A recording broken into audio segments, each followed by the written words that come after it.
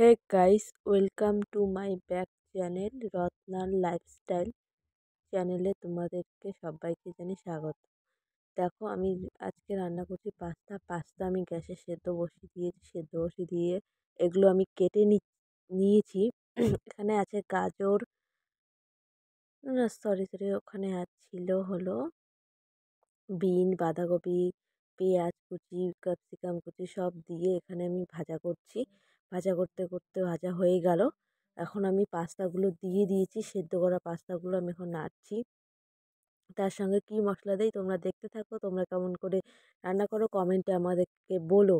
এখন আমি দিয়ে দিলাম সামান্য ভিনিগার।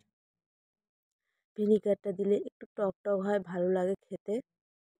তারপর আমি দিয়ে দিলাম একটুখানি সামান্য সবজি মশলা, যেটা বাজারে কিনতে অ্যাভেলেবেল পাওয়া যায়। দিয়ে খেয়ে দেখো এইভাবে রান্না করে তোমাদের কেমন লাগে কমেন্টে আমাদেরকে বলো। এখন দিয়ে দিলাম আমি একটু সয়া সস। এই সয়া সসটা কিন্তু আমার বাড়িতে নিজের হাতে তৈরি করা। আর দেখো এখন ভাজছি, ভালো করে নাড়াচাড়া নিয়ে ভালো করে ভেজে নিচ্ছি পাস্তাটাকে। এরকমভাবে বাচ্চাদের করে দিলে খুবই ভালো এবং সুস্বাদু হয়, একদম হেলদি। আর দেখো ফাইনালি এরকম লুক এসেছে। তোমাদের ভালো লাগলে শেয়ার করো।